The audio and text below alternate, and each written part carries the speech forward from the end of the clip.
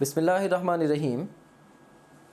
We are going to start off our discussion with the next very important subsection, which is about proteins. And here is our big picture. I always like to teach my students through the big picture, and the idea is to organize the information in their brains, right? Okay, I am a big picture guy. Whenever I go to the real world classrooms, even I have a tendency to give big picture to my students, and then I try to build up the finer details into that big picture so as to organize the information in the brains of my students, right? So ये हमारी आज की big picture है. First of all, हम introduction to proteins को discuss करेंगे. Secondly, we'll talk about the building blocks of proteins, which are of course amino acids, and thirdly, we will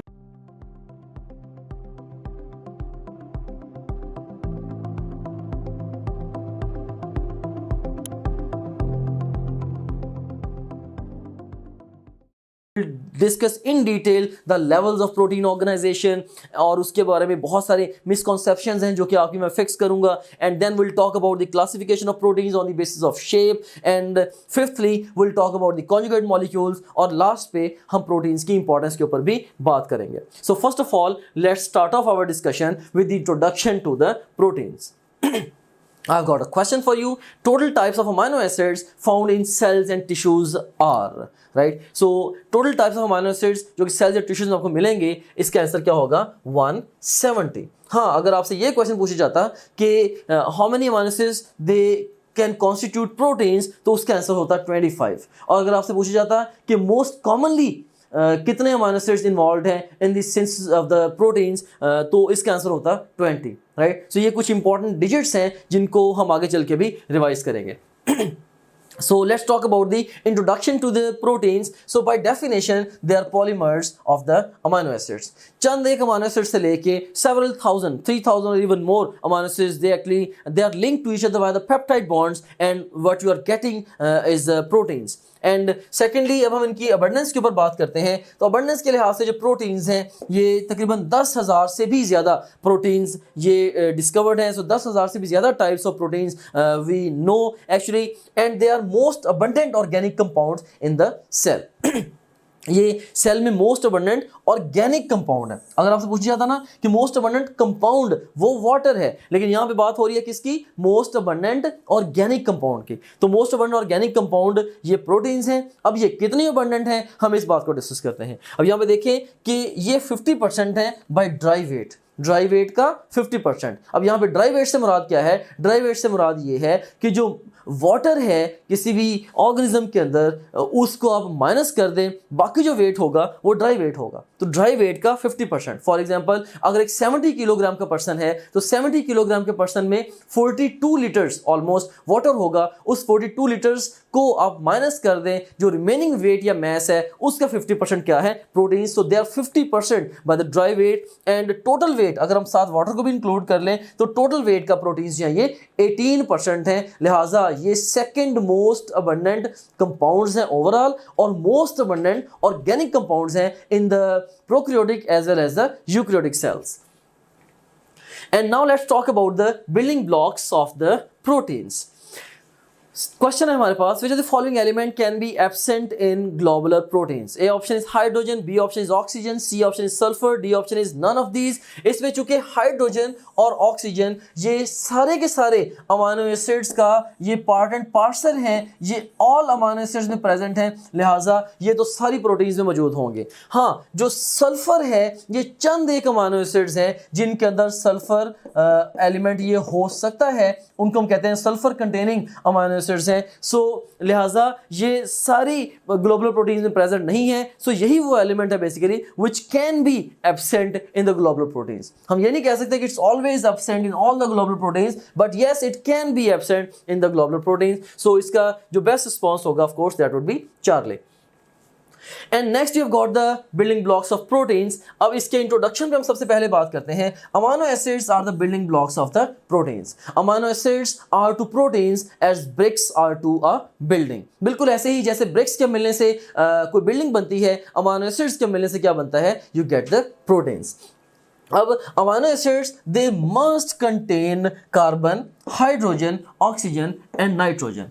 सो हर amino acid में ये 4 एलिमेंट लाजमी तौर पे मौजूद हैं, राइट। इसको आप इस तरह से भी याद रख सकते हैं कि CHON is present in each amino acid, means कि कार्बन, हाइड्रोजन, ऑक्सीजन, नाइट्रोजन ये हर अमाइनो एसिड का पार्ट एंड पार्सल है। हाँ, the amino acids they may contain, अब कीवर्ड क्या है, दे मे कंटेन, यानी कि कुछ अमाइनो एसिड्स ऐसे होंगे जिनमें ये कंपोनेंट, ये जो एलिमेंट है सल्फर, ये मौजूद होगा, और बहुत सारे ऐसे भी होंगे जिनमें नहीं होगा सल्फर। बहरहाल सो सल्फर एक ऐसा एलिमेंट है जो कि कुछ गिने चुने अमाइनो एसिड्स में मौजूद है। फॉर एग्जांपल सिस्टीन के अंदर ये मौजूद है।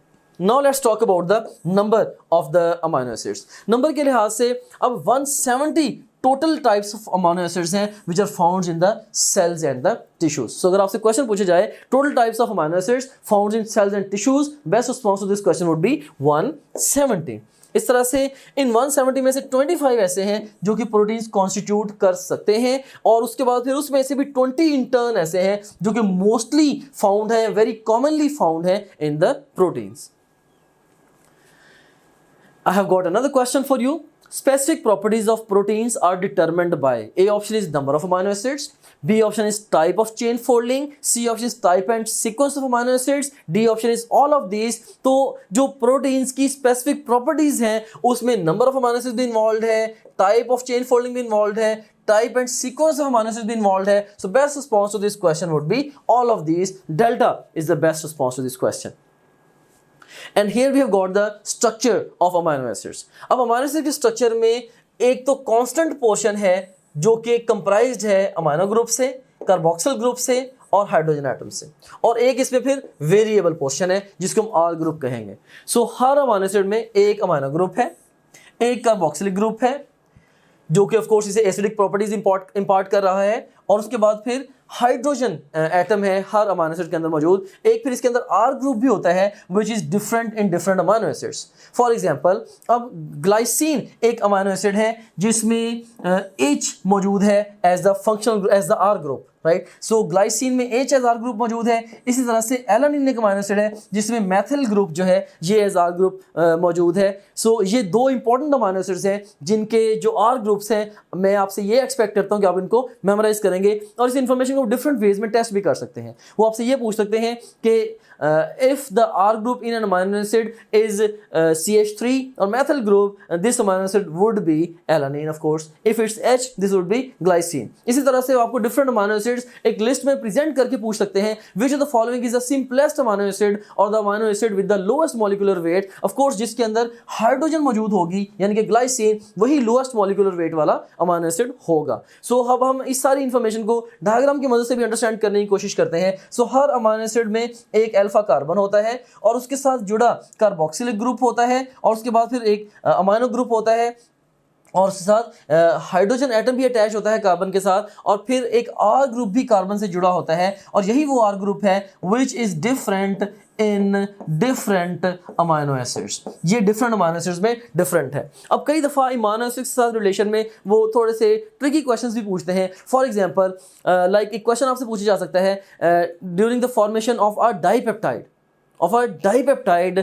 the which group of the first amino acid is involved in the formation of the peptide bond, and which group of the second amino acid is involved in the formation of peptide bond, and which group of first amino acid is free, and which group of second amino acid is free, and so on, right? So इस तरह से different questions आपसे पूछ सकते हैं, तो इसमें याद रखें कि first amino acid का जो कार्बोक्सिलिक ग्रुप है और सेकेंड अमाइनो एसिड का जो अमाइनो ग्रुप है ये पेप्टाइड बॉन्ड की फॉर्मेशन में इन्वॉल्व है। सो अगर मैं कहूँ कि ये अमाइनो एसिड नंबर 1 है तो इसका कार्बोक्सिलिक ग्रुप, और उसके बाद जिससे अगला अमाइनो एसिड होगा उसका अमाइनो ग्रुप, ये पेप्टाइड बॉन्ड फॉर्मेशन में इन्वॉल्व होंगे। लिहाजा जो फर्स्ट अमाइनो एसिड है इसका अमाइनो ग्रुप फ्री रहेगा, जबकि जो सेकेंड अमाइनो एसिड है उसका कार्बोक्सिलिक ग्रुप वो फ्री रहेगा। अभी हम इसको फर्दर आगे चल के डिस्कस भी करेंगे in detail. I have got a question for you at this stage. Number of peptide bonds present in a tripeptide is. अब ट्राइपेप्टाइड से मुराद क्या है? ट्राइपेप्टाइड से मुराद है एक ऐसी पेप्टाइड जिसमें 3 अमाइनो एसिड्स हैं। So you have got one amino acid and you have got another one. So tripeptide है जिसमें 3 अमाइनो एसिड्स हैं जैसे ही आप अपनी topgrade.bk की ब्राउजर ऐप में लॉगिन होंगे, आपको ये हमारा होम पेज नजर आएगा। इसमें ये पहला जो सेक्शन है ये आपके सब्जेक्ट से रिलेटेड मटेरियल का है। सेकंड सेक्शन जो एक्स्ट्रा सपोर्ट और गाइडेंस आपको रिक्वायर्ड है ये उसके हवाले से है। थर्ड जो सेक्शन है ये डिफरेंट की स्टैटिस्टिक्स एंड टॉपग्रेड की, जो कि आपका हमारे पे कॉन्फिडेंस इंक्रीज करेंगे। एंड लास्ट ऑफ ऑल ये एग्जीक्यूटिव समरी है आपकी ओवरऑल प्रिपरेशन की प्रोग्रेस के हवाले से। सो सबसे पहले सेक्शन को हम एक्सप्लोर करते हैं। इसमें से आप किसी भी सब्जेक्ट पे क्लिक करें, से हमारे पास ये सब्जेक्ट्स हैं biology, physics, chemistry, English, logical reasoning. इनमें से किसी भी सब्जेक्ट पे आप क्लिक करें तो आपको उस सब्जेक्ट में उसके वीडियो लेक्चर्स, रिवीजन नोट्स और प्रैक्टिस क्वेश्चन मिले। आप वीडियो लेक्चर्स पे क्लिक करेंगे तो उस सब्जेक्ट के सारे यूनिट्स या सेक्शंस आपके सामने ओपन हो जाएंगे। आप किसी भी सेक्शन को चूज करेंगे, उस सेक्शन के सारे टॉपिक्स ओपन हो जाएंगे। इनमें से जिस मर्जी टॉपिक को आप चूज करें, आप उसके वीडियो लेक्चर्स को यहाँ से वॉच वीडियो बटन क्लिक करके देख सकते हैं, right, like this over here. मान रहे सो ये वीडियो लेक्चर आपके सामने ये आ गया। अगेन टू न्यूरल पाथवे, इसमें भी एक हमारे पास, अगर आप जाते हैं फास्ट रिवीजन नोट्स पे, सो जिन स्लाइड्स को यूज करके हमने वीडियो लेक्चर्स रिकॉर्ड किए हैं, अब उन्हीं स्लाइड्स को आप यहाँ से रिवाइज कर सकते हैं। देख सकते हैं आपने फास्ट रिवीजन नोट्स पे क्लिक किया, इसमें सारे के सारे सेक्शन फिर ओपन हो गए। तो यहाँ पे एक बात मैं आपको बताना चाहता हूँ कि जो भी सेक्शन इंपॉर्टेंट है एग्जाम के पॉइंट ऑफ व्यू से, हमने उनके साथ इंपॉर्टेंट का टैग भी लगाया हुआ है, keeping in view the previous exam friends. Anyways, तो यहाँ पे आप किसी भी सेक्शन को चूज करें। सी सेल स्ट्रक्चर एंड फंक्शन को मैं चूज करता हूँ। इसके सारे टॉपिक्स ओपन हो गए। इनमें से किसी भी टॉपिक को आप पिक करेंगे तो आप उसकी वो स्लाइड्स देख सकते हैं जिनसे उस टॉपिक का वीडियो लेक्चर रिकॉर्ड हुआ है। तो काफी सारा टाइम जो है आपका वो सेव होगा। आपको लेक्चर नोट करने की जरूरत नहीं है, आपको बने बनाए नोट्स मिल रहे हैं for the fast revision, rather super fast revision of the lectures. उसके बाद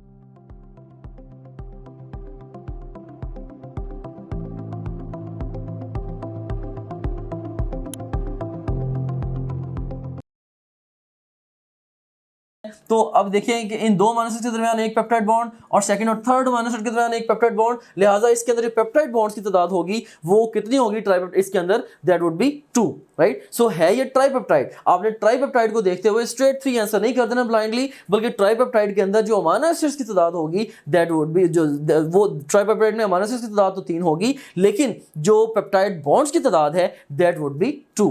अब हमारे पास एक और भी क्वेश्चन है जो थोड़ा सा इससे रिलेटिवली ट्रिकी है, and that is number of peptide bonds in one molecule of haemoglobin is. अब एक मॉलिक्यूल जो है हीमोग्लोबिन का, उसमें पेप्टाइड बॉन्ड्स कितने होंगे। अब याद रखें कि जो हीमोग्लोबिन का मॉलिक्यूल है उसमें टोटल जो अमीनो एसिड्स हैं दे आर 574 अमीनो एसिड्स। अगर उसमें 574 अमीनो एसिड्स हैं तो उसमें पेप्टाइड बॉन्ड्स कितने होंगे। अगर आप इसका आंसर 573 सोच रहे हैं तो ये आंसर गलत है। क्यों? क्योंकि ये जो 574 अमीनो एसिड्स हैं बेसिकली ये अमीनो एसिड्स एक स्ट्रेट चेन के अंदर नहीं है। 573 तब आंसर होता अगर ये सारे एक ही स्ट्रेट चेन में होते, लेकिन हमें पता है कि हीमोग्लोबिन के मॉलिक्यूल के अंदर बेसिकली 2 अल्फा चेन्स होती हैं और 2 इसके अंदर बीटा चेन्स होती हैं, और हमें पता है कि जो डिफरेंट चेन्स हैं इनके दरमियान में जो पेप्टाइड बॉन्ड है वो नहीं होता, राइट। सो डिफरेंट चेन्स आपस में पेप्टाइड बॉन्ड से जुड़ी नहीं होती। हाँ, चेन्स के अंदर जो अमीनो एसिड्स हैं वो पेप्टाइड बॉन्ड से जुड़े होते हैं, राइट। सो इसका आंसर 573 तो बिल्कुल भी नहीं हो सकता। इसका जो बेस्ट रिस्पॉन्स है दैट इज 570, राइट। और ये आंसर कैसे निकलेगा हम इसको भी आगे चल के डिस्कस करते हैं। So best response is 570 to this question delta. So protein formation के ऊपर अब हम बात करते हैं।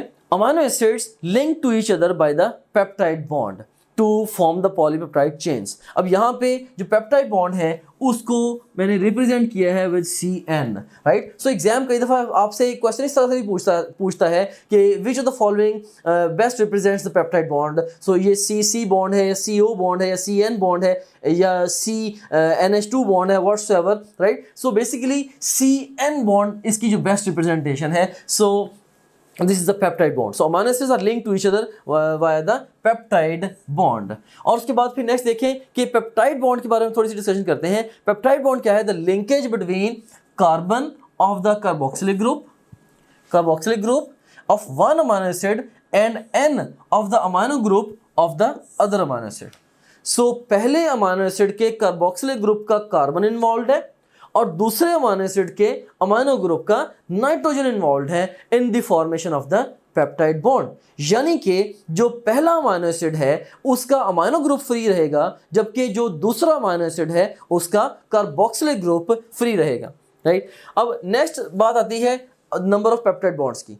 तो जब भी आपने कभी नंबर ऑफ पेप्टाइड बॉन्ड्स को कैलकुलेट करना हो, उसके लिए एक ही यूनिवर्सल फॉर्मूला मैं आपको दे देता हूं। अगर आप इस फॉर्मूला के जरिए नंबर ऑफ पेप्टाइड बॉन्ड्स को कैलकुलेट करेंगे, you will never get your question wrong in final exam. Formula क्या है? Number of peptide bonds is equal to number of amino acids minus number of chains, minus number of chains. For example अभी हमने discuss किया था question, एक tripeptide में, जो कि एक स्ट्रेट चेन है, एक ही चेन है, ट्राइपेप्टाइड में कितने पेप्टाइड बॉन्ड्स होंगे? तो उसके अंदर ट्राइपेप्टाइड के अंदर आप देखें कि नंबर ऑफ अमाइनो एसिड्स कितने हैं, तो उसमें नंबर ऑफ अमाइनो एसिड्स 3 हैं और चेन कितनी थी? एक चेन थी, तो पेप्टाइड बॉन्ड्स के अंदर कितने हो गए? 2 हो गए। इसी तरह से अगर आप हीमोग्लोबिन की बात करें तो हीमोग्लोबिन में जो नंबर ऑफ अमाइनो एसिड्स हैं वो कितने हैं? 574। और जो टोटल चेन्स हैं हीमोग्लोबिन के अंदर वो कितनी हैं? वो 4 हैं। तो लिहाजा जो नंबर ऑफ पेप्टाइड बॉन्ड्स हैं it will turn out to be 570। सो ये एक बड़ा ज़बरदस्त सा एक ये प्रिंसिपल है जो कि आप पेप्टाइड बॉन्ड कैलकुलेशन के लिए यूज़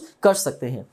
तो इसमें आप देखें कि ये एक फोटोग्राफ है आपकी टेक्स्ट बुक से। इसमें आपको एक अमाइनो एसिड नज़र आ रहा है ग्लाइसिन, और एक और अमाइनो एसिड नज़र आ रहा है which is alanine. So glycine और एलानिन, इन दोनों के दरमियान बन रहा है पेप्टाइड बॉन्ड, राइट। और इसमें वाटर रिमूव होगा बहरहाल, और जो कंपाउंड या जो डाइपेप्टाइड रिजल्ट होगा उसको हम बोलते हैं this is a glycyl alanine. So glycine और एलानिन के मिलने से you will get the glycyl alanine. अब इसमें यह भी देख सकते हैं ग्लाइसिन में H है इंस्टेड ऑफ R ग्रुप, और जो एलानिन है इसमें जो मिथाइल है बेसिकली ये R ग्रुप कॉन्स्टिट्यूट कर रहा है। तो इसे आप देखें कि जो ग्लाइसिन और एलानिन के दरमियान ये जो बॉन्ड बना है basically this is the peptide bond, और इसमें वाटर का मॉलिक्यूल एक रिमूव भी होगा इस बॉन्ड के फॉर्मेशन में, राइट। क्योंकि ये एक जनरल सा रूल है कि सिंथेसिस रिएक्शन और formation reactions in biology are dehydration reactions, and the break down reactions और degradation reactions in biology are hydrolytic reactions. क्योंकि ये एक सिंथेसिस रिएक्शन है या ये एक फॉर्मेशन रिएक्शन है, लिहाजा इसके अंदर वाटर ने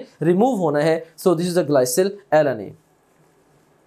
So you can see here peptide bond between amino acids is formed by condensation and broken by the hydrolysis. सो बनना कैसे है? जब वाटर मॉलिक्यूल रिमूव होगा तो ये बनेगा। जैसे अगर ये 2 अमाइनो एसिड्स हैं तो वाटर मॉलिक्यूल दरमियान रिमूव हुआ तो ये डाइपेप्टाइड बन गया, और जब हमने इनको दोबारा फिर ब्रेक करना है we will have to add water and then we will be able to break it. For example अगर एक डाइपेप्टाइड है, इसको अगर हमने ब्रेक करना है मे बी हमारे डाइजेस्टिव सिस्टम में एक डाइपेप्टिडेज एंजाइम की मदद से, तो वो एक हाइड्रोलिटिक एंजाइम होगा, वो इसमें वाटर ऐड करेगा तो ही इसको ब्रेक करेगा। सो वंस अगेन जो रूल है वो रूल क्या है? रूल इज कि synthesis reactions in biology are dehydration reactions. Synthesis of formation reactions in biology are dehydration reactions, जबकि जो डिग्रेडेशन रिएक्शंस या break down reactions in biology they are hydrolytic reactions. जैसे amino acids जब मिलेंगे protein बनेगी तो water निकलेगा, और जब हम अमाइनो एसिड्स को सेपरेट करना चाहेंगे हमें वाटर ऐड करना होगा। सिमिलरली जब ग्लूकोज और ग्लूकोज के मॉलिक्यूल के मिलने से माल्टोज बनेगा तो वाटर रिमूव होगा, और इसी तरह से जब हमने माल्टेज एंजाइम की मदद से माल्टोज को डिजेस्ट करना है तो वाटर मॉलिक्यूल हमें ऐड करना होगा। सिमिलरली न्यूक्लियोटाइड्स के मिलने से जब न्यूक्लिक एसिड्स बनेंगे तो वाटर निकलेगा, और इसी तरह से जब हमने न्यूक्लिक एसिड्स को डिजेस्ट करना होगा तो हमें वाटर ऐड करना होगा, and so on. So once again synthesis reactions in biology are dehydration reactions and degradation reactions in biology are hydrolytic reactions. सो ये हमने 2 मेजर एरियाज को डिस्कस कर लिया अब तक। एक तो हमने इंट्रोडक्शन टू प्रोटीन्स को डिस्कस किया, secondly we talked about the building blocks of the proteins. अब हम लेवल्स ऑफ प्रोटीन्स ऑर्गेनाइजेशन पे बात करते हैं, which is a very important area from the examination point of view. I would like to start off my discussion with the levels of protein organization with few questions. So हमारे पास 4 options हैं। A option is primary, B option is secondary, C option is tertiary and D option is quaternary. और हमारे पास command क्या है? Choose a single best answer for each statement. तो मैं आपको multiple statements बोलूंगा, हर स्टेटमेंट के लिए आपने जो बेस्ट आंसर है उसको पिक करना है। सो ए ऑप्शन हमारे पास, ये फर्स्ट स्टेटमेंट हमारे पास क्या है? At which level of structural organisation proteins are considered as most stable, right? So proteins किस लेवल पे most stable होंगी? So best response to this question is alpha, right. ये ऐसा क्यों है इसको हम आगे चल के डिस्कस भी करेंगे। At which level of structure organisation proteins are considered as least stable, तो प्रोटीन्स जो है वो क्वार्टरनरी लेवल पे फिर लीस्ट स्टेबल होंगी। पहले क्वेश्चन था मोस्ट स्टेबल, अब नेक्स्ट क्वेश्चन है लीस्ट स्टेबल। अब नेक्स्ट हमारे पास स्टेटमेंट है the structure formed by bending and folding of alpha और beta chain of haemoglobin is, right. The structure formed by the bending and folding of the alpha chain of haemoglobin is, तो अब bending and folding के नतीजे में ultimately जो structure जो बनेगा that would be the quaternary structure again. इसको cut कीजिएगा, इसको यहाँ से थोड़ा सा कट करेंगे इसमें। So dear students, we have already discussed the introduction to the proteins and then we had talked about the building blocks of proteins, और अब हम अपनी डिस्कशन को स्टार्ट करते हैं with the levels of protein organization, जो कि एक बड़ा ट्रिकी सा टॉपिक है from the examination point of view. And ये कितना ट्रिकी है ये डिफरेंट क्वेश्चंस में आपसे पूछने लगा हूँ, इससे आपको इस बात का अंदाजा हो जाएगा। I have got the options for you. A option is primary, B option is secondary, C option is tertiary and D option is quaternary. Command क्या है हमारे पास? Choose a single best answer for each statement. अब पहली statement क्या है? At which level of structural organisation proteins are considered as most stable. Keyword क्या है जी? Most stable, and answer to this question is primary. Next statement है at which level of structural organisation proteins are considered as least stable, तो answer इसका होगा quaternary, right. Proteins least stable हैं at quaternary level of organisation.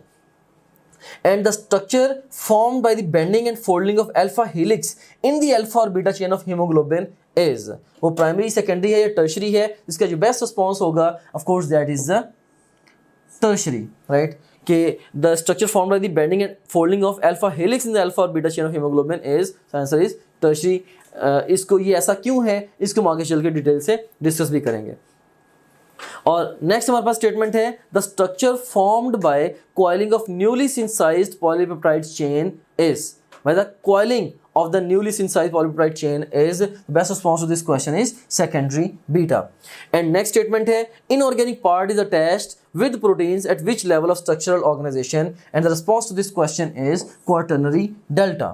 And disulfide bonds are formed between polypeptide chains at which level of structural organization, right? Disulfide bonds are formed between polypeptide chains at which level of structural organization? तो जो disulfide bonds हैं they are unique to the tertiary level of organization, so best response to this question would be Charlie. And next हमारे पास statement है hydrophobic interactions is unique to which level of structural organisation of the proteins. So hydrophobic interactions जो है they are unique to the quaternary level of the structural organisation of proteins. So ये मैंने आपसे different questions पूछे हैं, इनसे आपको काफ़ी हद तक अंदाज़ा हुआ होगा कि ये वाला जो टॉपिक है ये एक ट्रिकी टॉपिक है from the examination point of view. अब मैं इस टॉपिक को आपको एग्जाम की आंख से पढ़ाऊंगा। हो सकता है कि मैं जो भी इंफॉर्मेशन आपको दूं वो सारी की सारी इंफॉर्मेशन बिल्कुल प्रिसाइज ना हो, क्योंकि इस टॉपिक के पॉइंट ऑफ व्यू से खास तौर पे डिफरेंट जो वर्ल्ड वाइड टेक्स्ट बुक्स हैं उनमें अच्छी खासी कंट्रोवर्सी पाई जाती है, लेकिन मैं आपको ये सारा टॉपिक पढ़ाऊंगा through the eyes of exam, right. If you will believe what I am saying, at least I am sure that you will get your question right on your final exam, and that's our ultimate objective. So let me orient you towards the levels of the protein organization. So इसमें आप देख सकते हैं first of all हमने इसको discuss किया था cell के एरिया के अंदर कि cells are the basic structural and the functional units of the living things, right. तो जस्ट इमेजिन करें कि हमारे पास सेल है, इस सेल के अंदर न्यूक्लियस है, न्यूक्लियस के अंदर क्रोमोसोम है, क्रोमोसोम डीएनए से बना हुआ है, और डीएनए के सेगमेंट के तौर पे क्या है हमारे पास ये जीन है, और जीन जब ट्रांसक्राइब होती है तो मैसेंजर आरएनए बन के साइटोप्लाज्म में आता है, और उस मैसेंजर आरएनए से ultimately what you get is protein. So ये जो प्रोटीन बनी है basically directly as a result of translation of messenger RNA, यही प्रोटीन यहाँ पे आपको दिखाई गई है। सो बेसिकली ये जो प्रोटीन बनती है डायरेक्टली वो प्राइमरी प्रोटीन है, right. So you can C in here कि प्राइमरी जो लेवल ऑफ ऑर्गेनाइजेशन प्रोटीन है ये हमें क्या इंफॉर्मेशन देता है, it tells us about the number and sequence of amino acids. हमें पता है कि जो मैसेंजर आरएनए है this is map for the synthesis of the proteins, right. So messenger RNA basically ये डिटरमिन करता है कि कितने अमीनो एसिड्स और किस तरतीब में अमीनो एसिड्स में किसी पर्टिकुलर प्रोटीन में जाना है, राइट। सो वो प्रोटीन जो कि अभी न्यूली बनी है जिसमें number and sequence of amino acid determine हो चुका है, हम कहते हैं कि ये at primary level of organisation है, राइट। अब ये जो प्राइमरी लेवल पे जो प्रोटीन है अल्टीमेटली यही फर्दर ऑर्गेनाइज होगी और ये सेकेंडरी, टर्शियरी और इवन समटाइम्स क्वार्टरनरी लेवल तक जा सकती है। आपने सुना होगा सास भी कभी बहू थी। तो हर वो प्रोटीन जो कि क्वार्टरनरी लेवल पे है, पहले वो ऑफ कोर्स टर्शियरी और उससे पहले फिर वो सेकेंडरी और अल्टीमेटली वो प्राइमरी लेवल पे थी, राइट। सो कोई भी प्रोटीन डायरेक्टली टर्शियरी या क्वार्टरनरी लेवल पे नहीं जाती, वो प्राइमरी से ग्रेजुअली सेकेंडरी, टर्शियरी और क्वार्टरनरी लेवल पे जाती है। सो यू सीन हियर कि जो प्राइमरी प्रोटीन बनी है जिसमें आप देख सकते हैं कि इसमें हमारे पास ये एक अमीनो एसिड और एक और अमीनो एसिड है। सो इसमें number and sequence of amino acid determine हो गया है। अब ये जो स्ट्रेट चेन है अमीनो एसिड्स की, इसकी कॉइलिंग के नतीजे में you will get the secondary level protein, या प्रोटीन जब वो सेकेंडरी लेवल तक ऑर्गेनाइज हो जाएगी। इसमें आप देख सकते हैं कि जैसे ये स्ट्रेट चेन थी तो हो सकता है कि इससे ये अल्फा हेलिक्स बन जाए, जैसे कि ये आप देख सकते हैं इसमें ये अल्फा हेलिक्स है, इसमें डिफरेंट अमीनो एसिड्स आपको नजर आ रहे हैं। और इसमें आप देखें कि हर टर्न के अंदर in each turn there are 3.6 amino acids, right. So ये अल्फा हेलिक्स की शक्ल में ऑर्गेनाइज हो सकती है। इस तरह से कॉइलिंग के नतीजे में you can get the beta pleated sheet, कि वही जो हमारे पास स्ट्रेट चेन बनी थी उससे बीटा प्लेटेड शीट आ गई जिसमें अगेन डिफरेंट अमीनो एसिड्स हैं। ये भी हो सकता है कि कॉइलिंग के नतीजे में you get a random coil of the chain of amino acids, जैसे कि ये एक रैंडम कॉइल आपको नजर आ रहा है डिफरेंट अमीनो एसिड्स के आपस में जुड़ने से। सो बहरहाल जब भी कॉइलिंग होगी, कॉइलिंग के नतीजे में you will get the alpha helix और बीटा प्लेटेड शीट और द रैंडम कॉइल। बहरहाल ये सारी की सारी होंगी at the secondary level of organisation, right. So अगर आपसे मैं ये कहूँ कि जो अल्फा हेलिक्स है in the alpha chain of the haemoglobin, right, ये किस लेवल ऑफ ऑर्गेनाइजेशन पे है, तो अल्फा हेलिक्स जो है बेसिकली ये सेकेंडरी लेवल ऑफ ऑर्गेनाइजेशन पे मौजूद है, राइट। और उसके बाद फिर आप देखें कि अब देखिए पहले हमारे पास स्ट्रेट चेन थी, उस स्ट्रेट चेन से ये कॉइल बन गया, बेबी अल्फा हेलिक्स बन गया। अब इसके अपने ऊपर बेंडिंग एंड फोल्डिंग से क्या बनेगा, ये द टर्शियरी लेवल प्रोटीन बनेंगे, राइट। ये पूरे का पूरा हेलिक्स है, ये अपने आप के ऊपर ही बेंड और फोल्ड हो गया। मिसाल के तौर पे देखें ये इस हेलिक्स को यहाँ पे रिप्रेजेंट किया गया है, राइट। सो ये हेलिक्स अपने आप के ऊपर ही बेंड और फोल्ड हो गया, राइट। हेलिक्स जब अपने आप के ऊपर ही ऐसे बेंड और फोल्ड हुआ तो आपके पास जो रिजल्ट हुआ level of organisation protein, that is the tertiary level, right. और उसके बाद फिर डिफरेंट जब प्रोटीन्स हैं, डिफरेंट जो पॉलीपेप्टाइड्स हैं, जब वो एग्रीगेट होंगी, सो एग्रीगेशन ऑफ 2 और more polypeptides and plus minus non protein part का साथ आ जाना या इनऑर्गेनिक सब्सटेंस से किसी के साथ आ जाना, हम कहते हैं कि ये क्या है, you will get the quaternary level protein ultimately, right. तो यहाँ पे इसको क्लियरली अंडरस्टैंड करने की आपको जरूरत है। जब भी कभी एक से ज्यादा प्रोटीन्स मिले या प्रोटीन या पॉलीपेप्टाइड के साथ नॉन प्रोटीन पार्ट आ जाए या इन दोनों में से कोई भी हैपनिंग हो जाए सेपरेटली, तो हम कहेंगे कलेक्टिवली हमारे पास जो प्रोटीन है वो क्वार्टरनरी लेवल पे चली जाती है। सो वंस अगेन पहले हमारे पास स्ट्रेट चेन बनी, उस स्ट्रेट चेन से कॉइलिंग के नतीजे में सेकेंडरी लेवल पे प्रोटीन चलेगी। वो जो कॉइल अपने आप के ऊपर ही बैंड और फोल्ड हुआ वो प्रोटीन टर्शियरी लेवल पे चलेगी और अल्टीमेटली जब डिफरेंट पॉलीपेप्टाइड्स आपस में जुड़ी और उनके साथ समटाइम्स अगर नॉन प्रोटीन पार्ट भी आ गया, हम कहते हैं कि ये क्वार्टरनरी लेवल पे चलेगी। अब जैसे कि देखें हम डिस्कस करते हैं इसको हीमोग्लोबिन के तनाजुर में, तो इसके हवाले से आप देखें, जस्ट इमेजिन करें कि मे बी ये अल्फा चेन के अंदर अगर अभी सिर्फ नंबर एंड सीक्वेंस डिटरमिन हुआ है तो वो अभी प्राइमरी लेवल पे है। अल्फा चेन ऑफ हीमोग्लोबिन में अगर सिर्फ नंबर एंड सीक्वेंस डिटरमिन हुआ है, अब स्ट्रेट ये मे बी कि इसके अंदर अल्फा चेन में, हीमोग्लोबिन के अल्फा चेन में 141 अमीनो एसिड्स हैं और वो इस तरतीब में लगे हुए हैं। अगर आपको ये इन्फॉर्मेशन यहाँ से मिल रही है, basically this is about the primary level of organisation of the proteins. अब जो अल्फा ये ओवरऑल जो स्ट्रेट चेन बनी है अमीनो एसिड्स की, अब इसकी जो कॉइलिंग है, कॉइलिंग के नतीजे में जो अल्फा हेलिक्स बना है, सो alpha helix in the alpha chain of haemoglobin, ये किस लेवल पे है, ये सेकेंडरी लेवल पे है। अब देखें, और ये जो आपको नजर आ रही है ये पूरी एक अल्फा चेन है, राइट। सो अल्फा हेलिक्स की बेंडिंग और फोल्डिंग से अल्फा चेन बनी है अल्टीमेटली, राइट। सो एक अल्फा चेन ये टर्शियरी लेवल पे है। So once again number and sequence of amino acids in the alpha chain, we are talking about primary level. Coiling या alpha helix in the alpha chain of hemoglobin, we are talking about secondary level, and complete alpha chain और beta chain, it's at tertiary level, right। और अब जब दो alpha chains जैसे ये दो alpha chains और दो बीटा चेन्स आपस में जब जुड़ेंगी और साथ इसके हीम पोर्शन भी आ जाएगा, नॉन प्रोटीन पार्ट भी आ जाएगा, तो अल्टीमेटली जो हीमोग्लोबिन है ये पूरा मॉलिक्यूल एट क्वार्टरनरी लेवल है। सो अगर मैं आपसे ये क्वेश्चन पूछूं कि fully assembled haemoglobin molecule is at which level of organisation, answer क्या होना चाहिए? क्वार्टरनरी।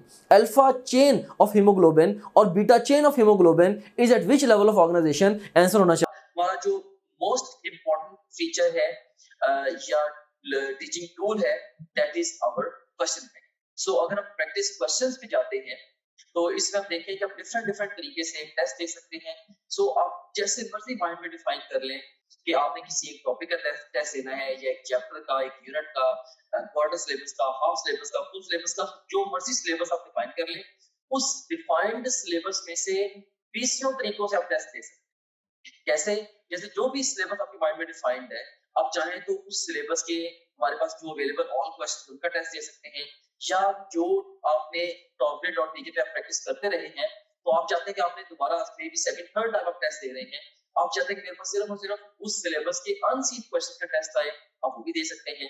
इसके अलावा इनकरेक्ट क्वेश्चन के टेस्ट देते हुए जो सवाल आपके गलत हुए थे, आप उन गलत सवालों का टेस्ट अलग से क्रिएट कर सकते हैं। से अगर आपने फिजिक्स के 20 टेस्ट दिए हैं, उनमें से आपका कोई मे बी आपके कोई 30 क्वेश्चन रॉन्ग हुए थे, उन 30 रॉन्ग क्वेश्चन का इकट्ठा टेस्ट भी आप क्रिएट कर सकते हैं। और इसी तरीके से जो जिन क्वेश्चन को आपने टेस्ट के दौरान बुकमार्क किया है, उनका टेस्ट कॉल कर सकते हैं। जो टेस्ट आपने अटेम्प्ट किए थे क्वेश्चन, उनका टेस्ट कॉल कर सकते हैं, अनअटेम्प्टेड का। और इवन यानी कि टेस्ट देते हुए आपने जिनको अटेम्प्ट किया था और टेस्ट देते हुए जिनको आपने अटेम्प्ट नहीं किया था, ये अनसीन से डिफरेंट है। अनसीन का तो मतलब ये है कि वो टेस्ट में कभी आए नहीं आपके। इसके अलावा आप देख सकते हैं कि इवन पास्ट क्वेश्चन का बहुत बड़ा पूल यहाँ पे मौजूद है। अगर हम गौर करें, देखेंगे ई कैट के, नम्स के, NMD CAT, AKU, MD CAT, Punjab के और ईटा केपीके के, ये इवन जो पीएमसी के जो सैंपल पेपर्स हैं, उनके टॉपिक वाइज पास्ट क्वेश्चन देखिए यहाँ पे मौजूद है ओवरऑल। अब किसी भी टैब पे क्लिक करें, सारे के सारे एक्चुअल पास्ट क्वेश्चन है वो आ जाएंगे। ऑफ कोर्स ये सारे के सारा बड़ा इंपॉर्टेंट टूल है जो कि पूरे पाकिस्तान से बड़े मेन एग्जामिनर्स ने, बड़े सीनियर एग्जामिनर्स ने ये डेवलप किया होगा। एनीवेज, इसमें से किसी भी आप टॉपिक चूज करें, से मैं यहाँ पे सारे टैग्स को चूज कर लेता हूँ, तो हमारे पास ये सारे के सारे टॉपिक्स आ गए।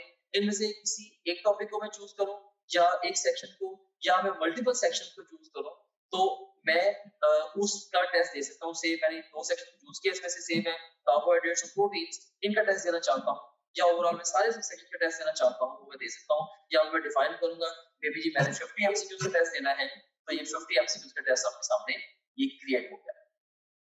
सो ये आपके सामने आ गई है जी टेस्ट की स्क्रीन, जिसमें आप देख सकते हैं कि ये ईटा केमिकल का पास्ट क्वेश्चन है, ये स्टेटमेंट है, ये ऑप्शंस हैं। इसमें ओवरऑल ये देखिए कि इसमें अगर आपने क्लिक किया तो आपका ये करेक्ट आंसर भी सामने आ गया। अगर आप इसकी एक्सप्लेनेशन देखनी है तो वो भी आप देख सकते हैं।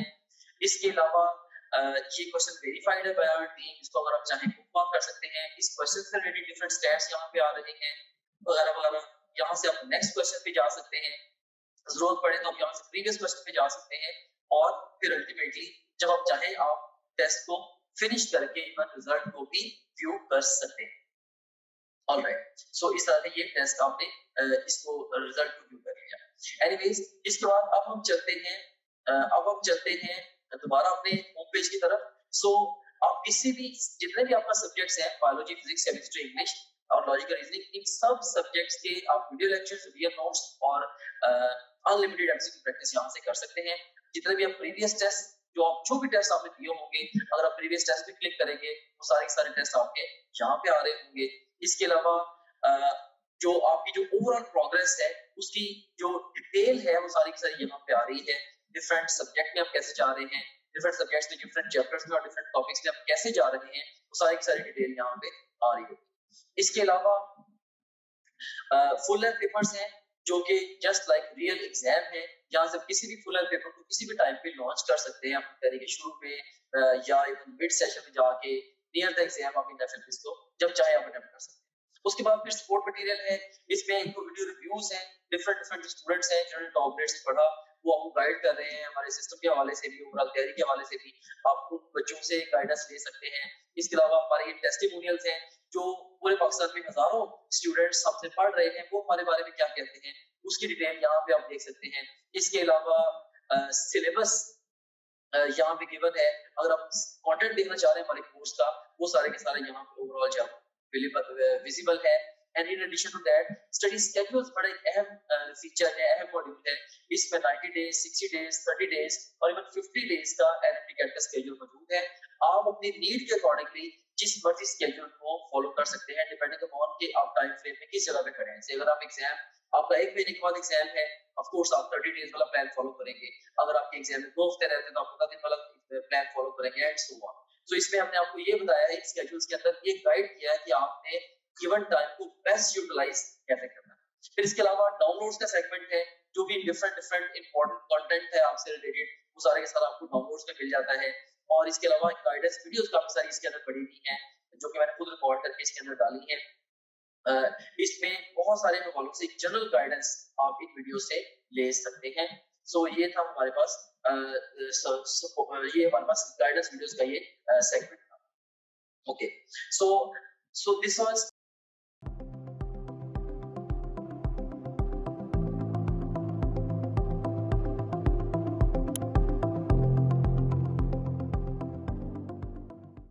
चाहिए टर्शरी। अगर आपसे पूछा जाए alpha helix in the alpha chain of haemoglobin is at which level of organisation, answer होना चाहिए सेकेंडरी। अगर आपसे मैं ये क्वेश्चन पूछूं कि number and sequence of amino acids in the alpha और beta chain of the haemoglobin, this is at which level of organisation, answer is primary.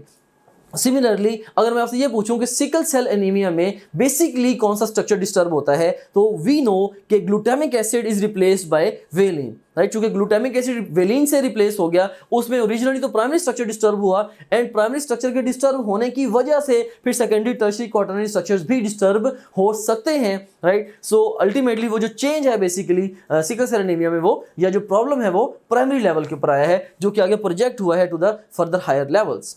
So this is the basic concept, a core concept of the structural organization of the proteins. अब कुछ questions हैं, you can see here number of amino acids in 10 turns of alpha helix are, right? तो इसका जो best response होगा that would be 36, क्योंकि हमने पहले जो पढ़ा है वो हमने पढ़ा है in each turn there are 3.6 amino acids, in each turn 3.6 amino acids है, लेकिन यहाँ पे क्या है 10 turns, of course it's supposed to be 10 times, so 3.6 multiplied by 10 is equal to 36, so best response would be Charlie to this question. So ये एक photograph है, इसमें आप देख सकते हैं कि number and sequence of amino acids अगर डिटरमिन हुआ तो ये बेसिकली प्राइमरी प्रोटीन स्ट्रक्चर है, और जब प्राइमरी स्ट्रक्चर की ही कॉइलिंग हुई, राइट, उसके नतीजे में आपके पास सेकेंडरी स्ट्रक्चर बना। इस कॉइल की अपने ही ऊपर बेंडिंग और फोल्डिंग जब हुई, you got the tertiary structure, और फिर जब एग्रीगेशन हुई डिफरेंट चेन्स की, साथ समटाइम नॉन प्रोटीन भी आ गया पार्ट, तो you got the quaternary structure, right. So primary level ही फर्दर ऑर्गेनाइज होके वो सेकेंडरी, टर्शियरी और क्वाटरनरी तक जाता है। अब ये लाजमी नहीं है कि हर प्रोटीन क्वाटरनरी लेवल तक जाए, कुछ प्रोटीन्स ऑफ कोर्स बनेगी तो सारी प्रोटीन्स पहले प्राइमरी लेवल पे ही, सो प्राइमरी लेवल पे बन के कुछ प्रोटीन्स सिर्फ सेकेंडरी लेवल तक ऑर्गेनाइज होती हैं। फॉर एग्जांपल बहुत सारी ऐसी स्ट्रक्चरल प्रोटीन्स जो कि हमारी बॉडी के स्ट्रक्चर्स बना रही हैं, वो जस्ट सेकेंडरी लेवल तक ऑर्गेनाइज होती हैं, इससे हायर लेवल्स पे ऑर्गेनाइज नहीं होती। हाँ, कुछ प्रोटीन्स प्राइमरी लेवल पे बन के वो टर्शियरी लेवल तक भी ऑर्गेनाइज होती हैं, जैसे बहुत सारे एंजाइम्स, और कुछ प्रोटीन्स ऐसी भी होती हैं जो कि प्राइमरी लेवल पे बन के वो सेकेंडरी, टर्शियरी होते हुए क्वाटरनरी लेवल तक ऑर्गेनाइज होती हैं, जैसे कि हीमोग्लोबिन इसकी बड़ी इंपॉर्टेंट एग्जाम्पल है। अब हम एक ही कंपैरिजन टेबल को डिस्कस करते हैं, जो कि इन ये जो different levels of protein organisation है, इनके डिफरेंट फीचर्स को आपस में कंपेयर कर देगा, और ये टेबल आपको एक्स्ट्राऑर्डिनरीली हेल्प करेगा for answering questions in the final exam. अभी तक हमने एक ट्रेसिंग की मदद से बेसिक कॉन्सेप्ट को ग्रैब किया है, जो कि स्ट्रक्चरल ऑर्गेनाइजेशन ऑफ प्रोटीन्स के बारे में, right. So you seen here it's a comparison table between 4 levels of proteins structural organization. In the extreme left column you have got feature, in the second column you have got the primary level proteins, in the third column secondary level of organization proteins, इस तरह से fourth column में tertiary और fifth column में quaternary level of the proteins है। अब हम basically 3 heads के तहत बात करेंगे। फर्स्ट ऑफ ऑल हम इनसे रिलेटेड इंफॉर्मेशन के ऊपर बात करेंगे कि कोई भी अगर लेवल ऑफ ऑर्गेनाइजेशन प्रोटीन्स है तो ये किस इंफॉर्मेशन के ऊपर ये डिपेंडेंट है, या बेसिकली ये हमें क्या इंफॉर्मेशन प्रोवाइड कर रहा है कोई भी particular level of organisation of proteins, और उसके बाद फिर उसके अंदर बॉन्ड्स कौन से इन्वॉल्व है उसकी फॉर्मेशन में, और थर्ड नंबर पे फिर उसकी एग्जांपल्स को भी हम डिस्कस करेंगे। तो यू सीन हियर कि number and sequence of amino acids right it's told to us by the primary level of organisation, या in other words if you are talking about the number and sequence of amino acids in a particular polypeptide, basically you are talking about the primary level of organization of the proteins. And secondly the secondary level जो है it's giving us the coiling information, या आप किसी भी अगर polypeptide के coiling के ऊपर बात कर रहे हैं तो basically you are talking about the secondary level of organisation of the proteins. इसी तरह से जो टर्शियरी लेवल है it's giving us the bending and the folding information, और उसके बाद फिर एग्रीगेशन और साथ अगर कोई इनऑर्गेनिक पार्ट भी अटैच हो गया है तो you ultimately you are getting the quaternary level of organisation. Once again simply अगर नंबर एंड सीक्वेंस अभी डिटरमिन हुआ है प्राइमरी लेवल बना, प्राइमरी लेवल की कॉइलिंग के नतीजे में सेकेंडरी लेवल बना, और उसकी फर्दर आगे कॉइल की अपने ही ऊपर बेंडिंग और फोल्डिंग के नतीजे में टर्शियरी लेवल बना, और फर्दर फिर आप देखें कि डिफरेंट पॉलीपेप्टाइड्स के आपस में जुड़ने से एग्रीगेट होने से क्वार्टरनरी लेवल बना, राइट, और मे बी समटाइम्स कई दफ़ा इनऑर्गेनिक पार्ट भी इसके साथ अटैच हो सकता है, राइट। सो एग्रीगेशन ना भी हो, सिर्फ इनऑर्गेनिक पार्ट अटैच हो जाए तब भी हम कहेंगे कि ये प्रोटीन क्वार्टरनरी लेवल पे चली गई है। फॉर एग्जांपल मायोग्लोबिन है, उसमें जस्ट एक ही पॉलीपेप्टाइड है, लेकिन उसके साथ अगर हीम पार्टिकल अटैच हो गया है, that is also at the quaternary level of organisation of the proteins. अब नेक्स्ट हम बात करते हैं बॉन्ड्स के ऊपर। अब बॉन्ड से रिलेटेड जो इन्फॉर्मेशन है एग्जाम के पॉइंट ऑफ व्यू से ये क्वाइट कंफ्यूजिंग है, राइट। स्टूडेंट्स यहाँ से क्वेश्चंस गलत करते हैं, लाइक एग्जाम में वो क्वेश्चन पूछते हैं बताएं कौन सा बॉन्ड किस लेवल ऑफ ऑर्गेनाइजेशन की फॉर्मेशन में इन्वॉल्व है या किस में प्रेजेंट है एंड सो ऑन, राइट। सो इसमें मैं आपको एक क्लासिक वे में ये जो इनकी जो बॉन्ड्स हैं उनको प्रिपेयर करवाऊंगा। यू सी इन हियर कि जो पेप्टाइड बॉन्ड्स हैं they are present in the primary level of organization of proteins. So primary से onwards आगे सारे के सारे levels में peptide bonds by default present होंगे। और उसके बाद इसी तरीके से अब देखें कि जो हाइड्रोजन बॉन्ड है, हाइड्रोजन बॉन्ड ये भी सेकेंडरी लेवल ऑफ ऑर्गेनाइजेशन में बेसिकली प्रेजेंट है। सो कॉइलिंग हाइड्रोजन बॉन्ड्स के नतीजे में बेसिकली होती है। सो हाइड्रोजन बॉन्ड्स भी सेकेंडरी लेवल पे ये बने हैं और उससे ऑनवर्ड्स फिर हायर लेवल्स में सब में ये प्रेजेंट है, राइट। सो ये हायर लेवल्स पे ये बेसिकली प्रेजेंट है। और उसके बाद फिर नेक्स्ट अगर आप देखें कि थर्ड नंबर पे हमारे पास ये जो आयनिक बॉन्ड्स हैं जो कि टर्शियरी लेवल में पेयर हुए हैं। सो आयनिक बॉन्ड भी टर्शियरी लेवल में पेयर होकर ऑनवर्ड्स ये क्वार्टरनरी में भी आयनिक बॉन्ड जो है ये प्रेजेंट है। हाँ, इसके अलावा जो डाइसल्फाइड लिंकेजेस हैं, डाइसल्फाइड बॉन्ड्स हैं, they are unique to the tertiary level of organisation, right. और उसके बाद जो हाइड्रोफोबिक इंटरेक्शन है specifically they are unique to the quaternary level of organisation of the proteins, right. So अगर आपसे पूछा जाए कि डाइसल्फाइड लिंकेजेस यूनिक हैं किस लेवल के लिए, टर्शियरी के लिए, हाइड्रोफोबिक इंटरेक्शंस यूनिक है किसके लिए, क्वार्टरनरी के लिए ये यूनिक है। उसके बाद अब हम एग्जांपल्स के ऊपर बात करते हैं। तो जो newly synthesised straight haemoglobin chain है ये basically primary level of organisation पे है। अब alpha helix in the alpha और बीटा चेन ऑफ हीमोग्लोबिन वो सेकेंडरी लेवल पे है। और उसके बाद फिर बैंडेड और फोल्डेड अल्फा और बीटा चेन, राइट, जो पूरी चेन है बेसिकली हीमोग्लोबिन की वो टर्शियरी लेवल पे है। और पूरा का पूरा जो हीमोग्लोबिन मॉलिक्यूल है, राइट, पूरे का पूरा हीमोग्लोबिन मॉलिक्यूल जो है this is at the quaternary level of the organisation of the proteins. So, इसमें आप देखें कि quaternary structure of proteins contain A option is peptide bonds, B option is ionic bonds, C option is hydrophobic interactions, D option is all of these. अभी हमने table में discuss किया है। Best response to this question would be all of these, delta. यहाँ पे आप देख भी सकते हैं कि हीमोग्लोबिन के एक मॉलिक्यूल का स्ट्रक्चर आप देख सकते हैं। इसके अंदर टोटल 4 चेन्स हैं जिनमें कलेक्टिवली 574 अमीनो एसिड्स हैं। इसमें 2 अल्फा चेन्स हैं और हर एक के अंदर 141 अमीनो एसिड्स हैं, 2 बीटा चेन्स हैं और हर एक के अंदर 146 अमीनो एसिड्स हैं। सो you can C in here हमारे पास 2 बीटा चेन्स हैं इसके अंदर और इसके अलावा 2 इसके अंदर अल्फा चेन्स हैं हीमोग्लोबिन के मॉलिक्यूल में। और इसके अंदर फिर हर चेन के साथ एसोसिएटेड एक हीम का पार्टिकल भी है, राइट। सो कलेक्टिवली ये है हीमोग्लोबिन। इसमें आप देखें कि एग्रीगेशन भी आपको मिल रही है और नॉन प्रोटीन पार्ट यानी कि हीम भी मिल रहा है। लिहाजा फुली असेंबल्ड हीमोग्लोबिन मॉलिक्यूल ये किस level of organisation of proteins पे है, it's at the quaternary level of organisation of the proteins.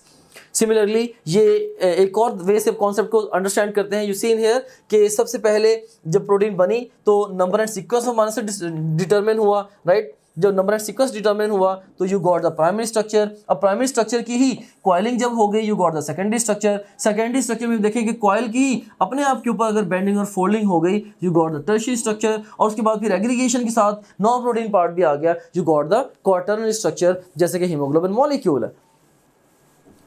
इसके बाद अब यहाँ पे ये भी देखें कि बेसिकली जो बीटा चेन ऑफ हीमोग्लोबिन है उसमें नॉर्मली 6th पोजीशन पे जो प्रेजेंट होता है amino acid, that is the glutamic acid, right. और लेकिन कई दफा होता ये है कि बैकएंड पे बीटा चेन जिस जीन से कोड हो रही है उस जीन में हो जाती है म्यूटेशन, पॉइंट म्यूटेशन, राइट। उस म्यूटेशन की वजह से इसके बजाय कि normal glutamic acid beta chain में आके लगे, एक और अमीनो एसिड वेलिन के नाम से वो वहां पे बीटा चेन में 6th पोजीशन पे आके लग जाता है। म्यूटेशन में होता क्या है, बेसिकली एडेनिन जो है समहाउ वो थायमिन से रिप्लेस हो जाती है इन द डीएनए, राइट। तो इसके नतीजे में ग्लूटामिक एसिड वो रिप्लेस हो जाता है बाय द वेलिन। अब सिर्फ एक अमीनो एसिड, देखें कि इतने सारे अमीनो एसिड्स में से सिर्फ एक अमीनो एसिड जो वो चेंज हुआ है, और उसके नतीजे में क्या होगा, जब जो हीमोग्लोबिन है अब ये नॉर्मल हीमोग्लोबिन की तरह एक्ट नहीं करेगी। जब भी ये हाइपोक्सिक कंडीशन में या लो ऑक्सीजन कंडीशन में ये जो आरबीसीज रेड ब्लड सेल्स जाएंगे जिनके अंदर सिकल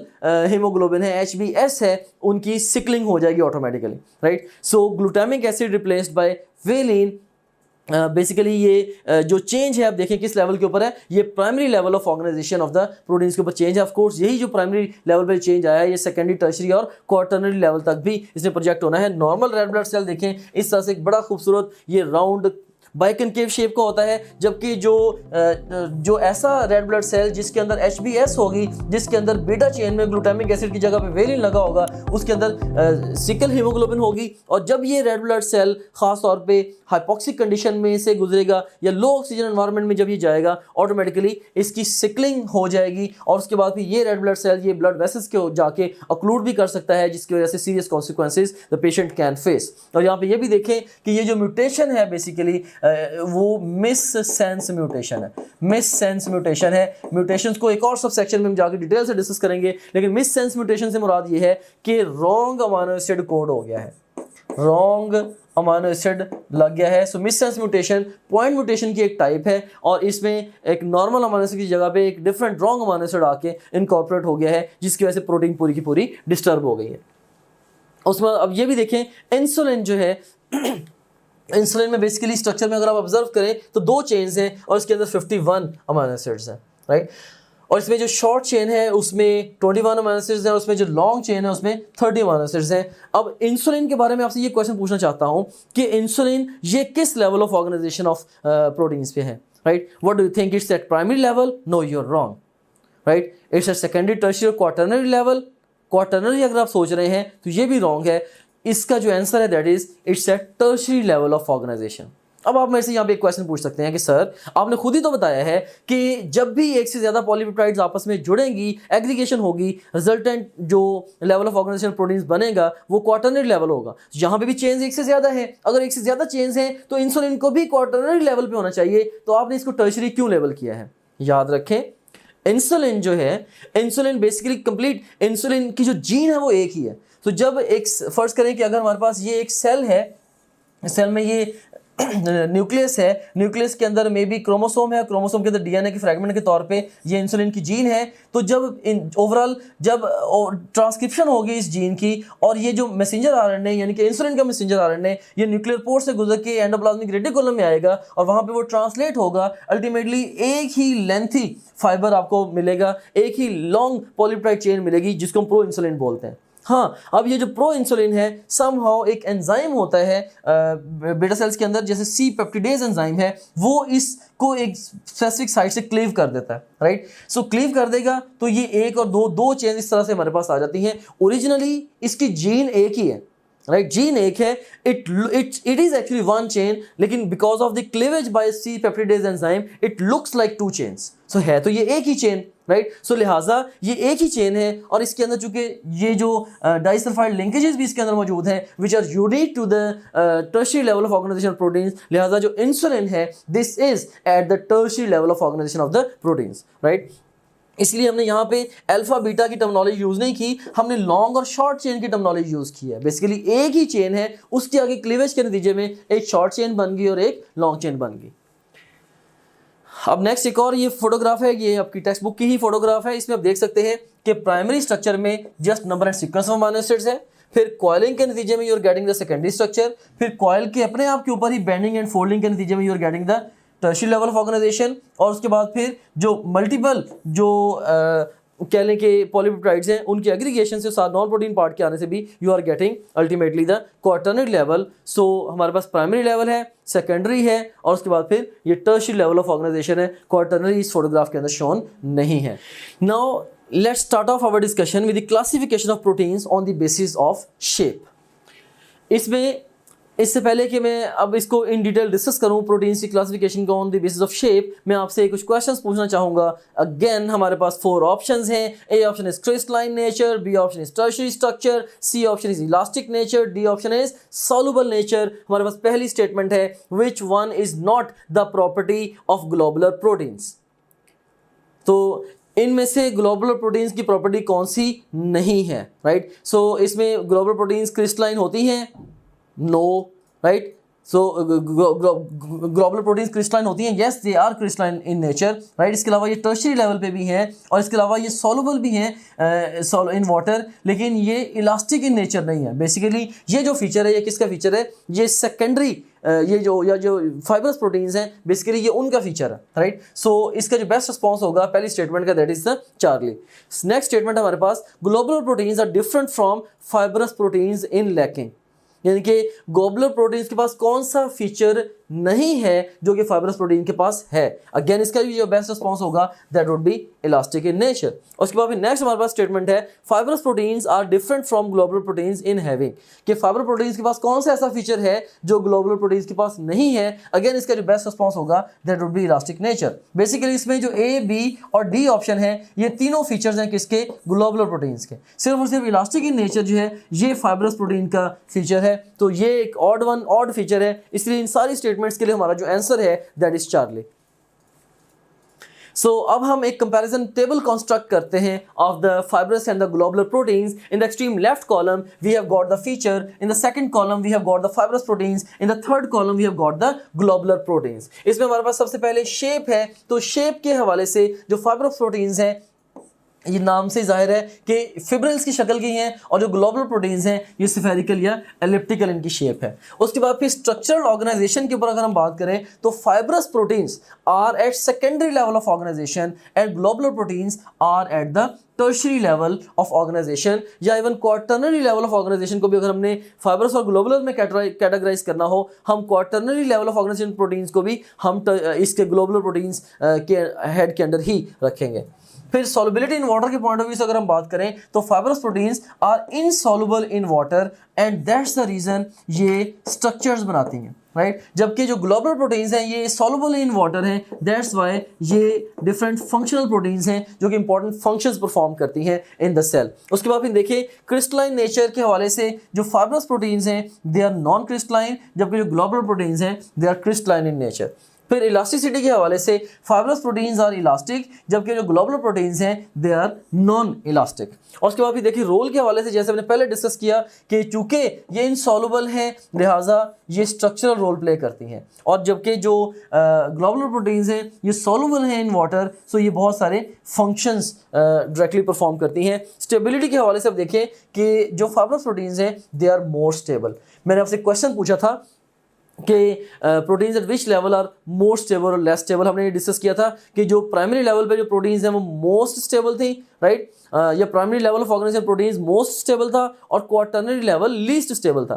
तो इसमें ये देखें ये एक जनरलाइजेशन है कि lesser the level of organisation of a particular protein higher will be stability. जैसे कि आप देख सकते हैं फाइबरस प्रोटीन्स अगर सेकेंडरी लेवल पे हैं तो they are more stable, right? इस तरह से अब देखें कि अगर ग्लोबुलर प्रोटीन्स ये टर्शियरी लेवल पे हैं तो they are less stable. So अब ये कह सकते हैं कि जो स्टेबिलिटी ऑफ प्रोटीन है that is inversely related with the level of organisation of the proteins. उसके बाद नेक्स्ट अब देखें कि एग्जाम्पल्स हैं, एग्जाम्पल्स के हवाले से देखें जो सिल्क फाइबर्स हैं या जो एक्टिन है, मायोसिन, फिब्रिन, केराटिन, कोलेजन, ये सारी की सारी फाइबरस प्रोटीन्स की एग्जाम्पल हैं। जबकि ग्लोबुलर प्रोटीन्स की एग्जाम्पल्स कौन कौन सी हैं? जैसे कि एंजाइम्स हैं या एंटीबॉडीज़ हैं या हार्मोन्स हैं या हीमोग्लोबिन है, they are all classic examples of the globular proteins. अब सवाल ये पैदा होता है कि इस टेबल को आपने अपने एग्जाम के लिए किस तरह से यूज़ करना है, राइट? सो देखिए यहाँ से आपको क्वेश्चन फॉर्मेट को अंडरस्टैंड करने की जरूरत है। एग्जामिनर आपसे क्वेश्चन कैसे पूछेगा? Which of the following is और is not a feature of fibrous और ग्लोबुलर प्रोटीन। इस तरह से क्वेश्चन पूछ सकता है। इस तरीके से एग्जामिनर आपसे क्वेश्चन पूछ सकता है, fibrous proteins differ from globular proteins in having और lacking which feature and so on, right. So अगर आपने ये टेबल अच्छे तरीके से मेमोराइज कर लिया है, इसको अंडरस्टैंड भी कर लिया है, through the same token you will be able to answer all this kind of questions very easily. So ये हमारे पास एक हीमोग्लोबिन है। So you can see here haemoglobin is a globular protein, जबकि ये केराटिन फाइबर है, ये एक फाइब्रस प्रोटीन है। केराटिन हमें पता है कि ये एक ऐसी प्रोटीन है जो कि हेयर और नेल वगैरह के अंदर मौजूद होती है।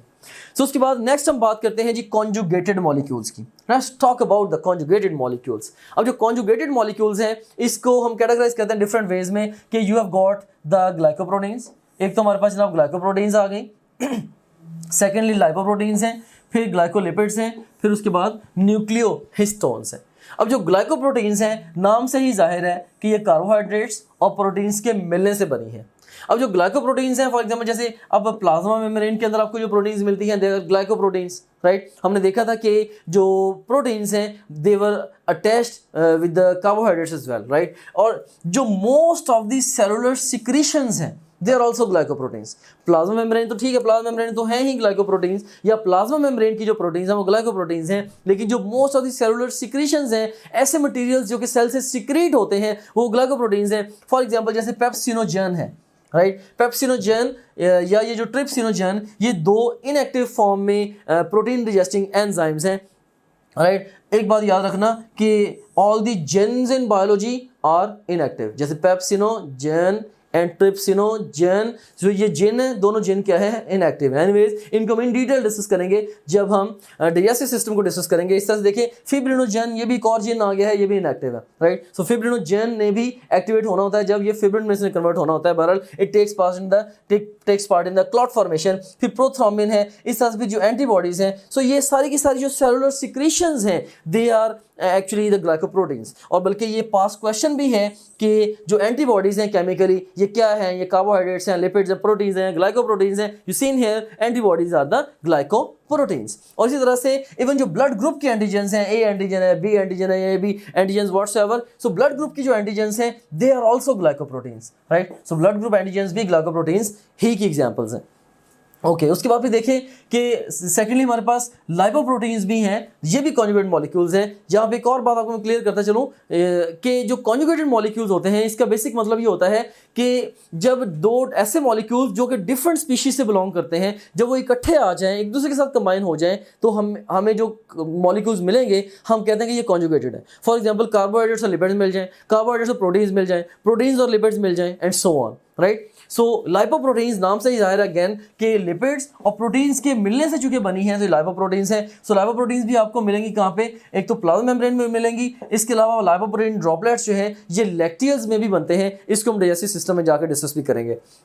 फिर इस तरह से ग्लाइकोलिपिड्स है, नाम से ही जाहिर है कार्बोहाइड्रेट्स एंड लिपिड्स के मिलने से ग्लाइकोलिपिड्स बने हैं। सो मेम्ब्रेन में जो प्रोटीन्स थी वो ग्लाइकोप्रोटीन्स थी, जो प्लाज्मा मेम्ब्रेन में जो लिपिड्स हैं वो भी जो कि कार्बोहाइड्रेट्स के साथ अटैच्ड है मोस्टली, सो वो भी ग्लाइकोलिपिड्स हैं। और उसके बाद फिर इसके अलावा ये जो न्यूक्लियोहिस्टोन्स हैं, nucleohistones they are also conjugated molecules, right. क्यों? क्योंकि न्यूक्लिक एसिड्स और हिस्टोन्स के मिलने से बनी है। अब मैं अगर आपसे ये क्वेश्चन पूछूं कि न्यूक्लिक एसिड और हिस्टोन्स के दरमियान जो बॉन्ड बनते हैं वो कौन से हैं, क्या ये कोई इंटरमॉलिक्यूलर फोर्सेस हैं, या ये हाइड्रोजन बॉन्डिंग है, या कोवलेंट बॉन्डिंग है इनके दरमियान, या कोऑर्डिनेट कोवलेंट बॉन्ड है, राइट। सो कौन से बॉन्ड प्रेजेंट है between the nucleic acid and histones इसके अंदर, न्यूक्लियोहिस्टोन्स के अंदर, राइट। हमें पता है कि न्यूक्लियोहिस्टोन्स जो हैं they are constituting the basic structure of the nucleosome. So nucleosome में न्यूक्लिक एसिड भी आपको मिलेंगे और हिस्टोन भी मिलेंगे, और न्यूक्लियोसोम ही के रिपीट होने से क्रोमोसोम ने बनना है। मेरा सवाल आपसे ये है कि न्यूक्लिक एसिड्स और हिस्टोन्स के दरमियान जो बॉन्ड बनता है वो कौन सा बॉन्ड बनता है? And the best response to this question is ionic bond, right? Quite contrary to your expectation, it's ionic bond. And why it's ionic bond? Because you know that the histones are positively charged. Histones are positively charged, and why they are positively charged? Because of the presence of the two amino acids, arginine and lysine. ये दो major ऐसे amino acids हैं जिनकी presence की वजह से जो histones हैं ये पॉजिटिवली चार्ज्ड हैं, जबकि जो डीएनए है, DNA this is negatively charged because of the phosphate group, right. Phosphate की वजह से डीएनए नेगेटिवली चार्ज्ड है। क्योंकि डीएनए नेगेटिवली चार्ज्ड है तो इसीलिए अब देखें कि नेगेटिवली और पॉजिटिवली चार्ज जब स्पीशीज़ हैं जो ये आपस में कंबाइन होंगी, इनके दरमियान जो बॉन्ड बनेगा that would be the ionic bond, right. So इससे रिलेटेड कॉन्जुगेट मॉलिक्यूल से रिलेटेड आपको क्वेश्चंस पूछे जा सकते हैं, लाइक आपसे ये पूछ सकते हैं कौन सा कॉन्जुगेट मॉलिक्यूल